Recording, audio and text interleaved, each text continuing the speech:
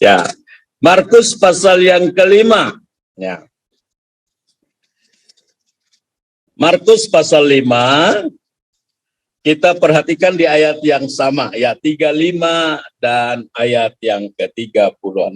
Ya, saya akan baca demikian firman Tuhan. Kata Yesus, ketika Yesus masih berbicara, datanglah orang dari keluarga kepala rumah ibadat itu dan berkata, anakmu sudah mati.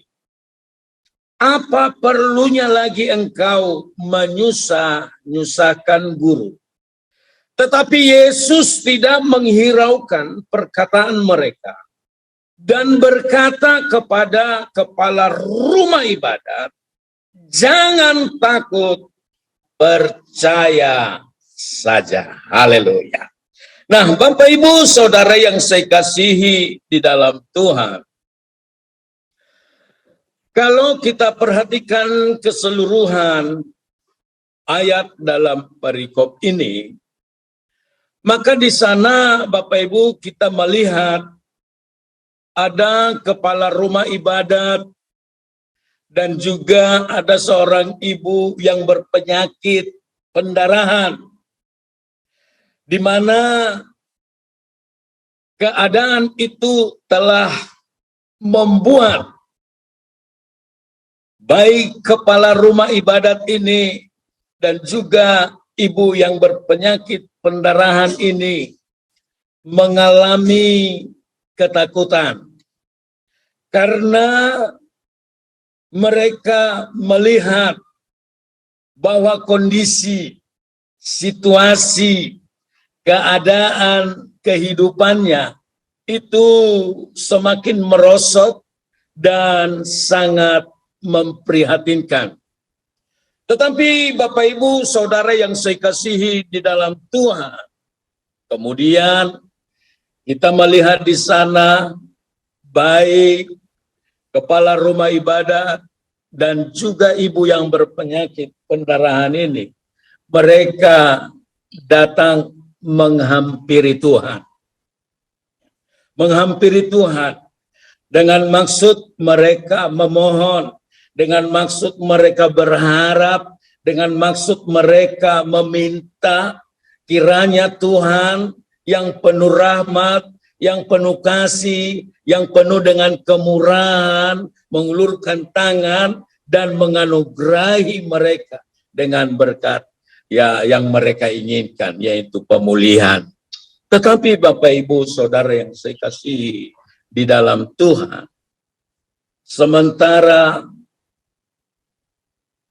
kepala rumah ibadat ini berbicara dengan Tuhan untuk menyampaikan setiap keluh kesahnya, tiba-tiba dikabari bahwa anaknya sudah mati. Saudara yang saya kasihi di dalam Tuhan, ketika Bapak ini mendengar kematian yang disampaikan, tentu ia sangat merasa sedih. Dia merasa sangat susah dan dia tidak tahu harus berbuat apa lagi. Apalagi pada waktu pembawa berita itu menyampaikan, tidak perlu lagi merepotkan guru karena anak itu sudah mati. Saudara yang saya kasih di dalam Tuhan, lalu di ayat yang ke-36 tadi kita melihat, di sana dikatakan Yesus tidak menghiraukan perkataan itu, lalu ia berkata kepada kepala rumah ibadat ini, jangan takut, percaya saja. Nah, hari ini Bapak Ibu, saya ingin menyampaikan tema renungan pada kesempatan hari ini, jangan takut, percaya saja, Tuhan pasti menolongmu. Bapak Ibu, mungkin kita mengalami pengalaman yang sama dan mungkin pengalaman kita hari-hari ini lebih parah dari apa yang dialami oleh kepala rumah ibadat ini. Tetapi saudara, firman Tuhan berkata hari ini, Yesus berkata kepada kepala rumah ibadat, dan apa yang dikatakan oleh Yesus itu menjadi sebuah peringatan kepada dia, mengingatkan Bapak ini supaya ia mengerti, supaya ia memahami bahwa dalam kita mengikut Tuhan tidak ada yang perlu kita takutkan. Haleluya. Tidak ada yang perlu kita takutkan dalam kehidupan ini. Kenapa? Karena saudara yang saya kasihi di dalam Tuhan, kalau kita perhatikan di dalam Yesaya 41 ayat yang ke-10. Dalam Yesaya 41, Bapak Ibu, firman Tuhan berkata demikian. Saya akan baca Yesaya 41 ayat yang ke-10. Ya, kita perhatikan. Inilah alasan kenapa kita ya tidak perlu takut di dalam kehidupan di tengah kita mengiring Tuhan. Ya, ayat 10 berkata demikian.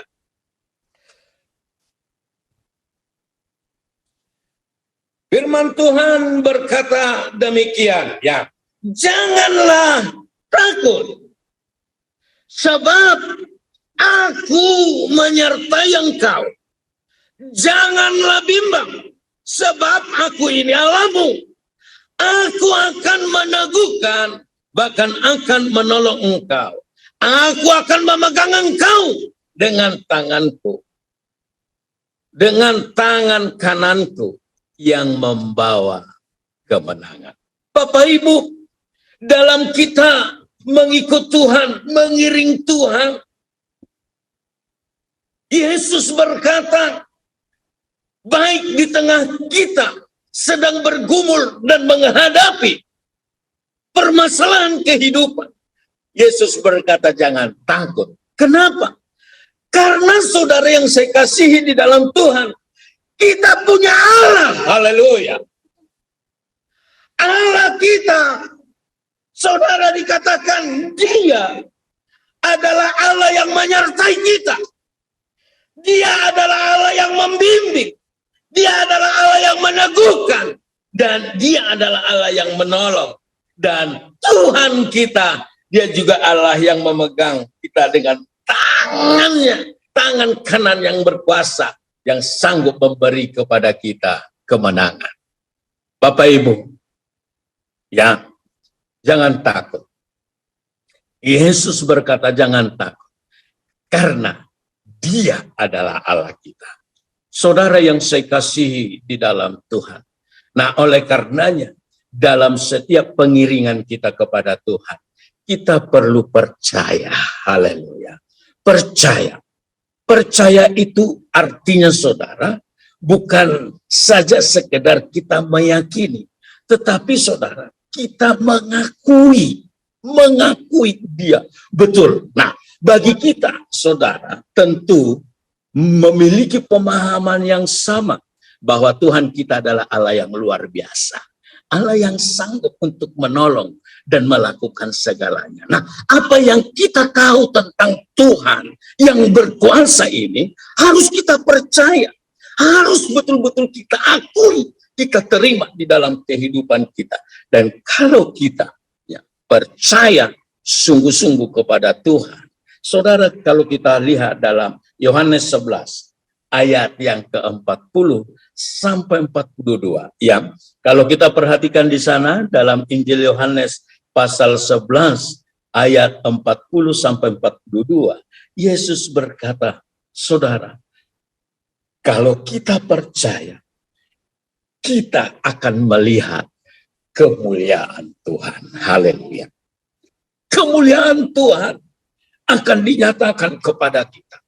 Kita perlu, saudara, mempercayai Tuhan dengan sebuah pengakuan yang sungguh bahwa Dia adalah Tuhan yang berkuasa, yang sanggup melakukan segalanya bagi kita. Saudara percaya. Nah, saudara, dalam Injil Yohanes pasal 11 ini kita lihat bahwa ini adalah peringatan yang disampaikan Tuhan kepada Marta Karena pada waktu itu, ya, saudaranya Lazarus sudah meninggal dan sudah dikubur 4 hari. Lalu tiba-tiba Yesus berkata kepadanya, bukalah kubur itu. Lalu Marta, saudara, ya, menyampaikan keberatan hatinya karena Lazarus sudah mati dan dikubur 4 hari yang lalu. Saudara yang saya kasihi di dalam Tuhan, lalu Yesus berkata, bukankah sudah kukatakan, kalau kamu percaya, kamu akan melihat kemuliaan Tuhan. Haleluya. Apa masalah Bapak Ibu? Apa pergumulan Bapak Ibu? Apa keadaan yang saat ini Bapak Ibu alami? Yesus berkata, kalau kamu percaya, haleluya, kamu akan melihat kemuliaan Tuhan. Percayalah kepada Tuhan. Jangan takut.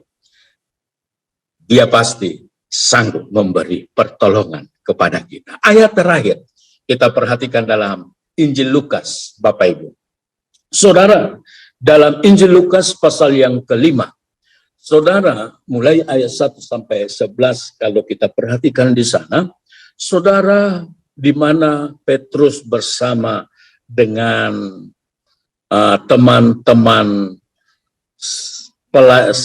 nelayan yang pada waktu itu, saudara, mereka ya sedang frustasi karena mereka di sepanjang malam bekerja dan tidak mendapatkan apa-apa. Saudara,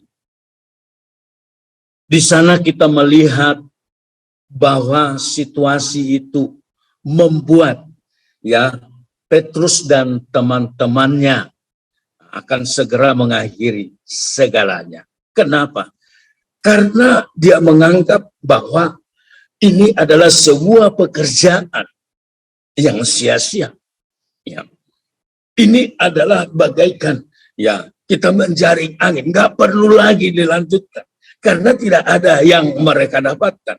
Lalu saudara, di saat mereka sedang membasuh jala untuk segera kembali ke rumahnya, saudara, tiba-tiba Yesus datang dan berkata kepada mereka, supaya murid-murid ini, Petrus bersama dengan teman-temannya, ya,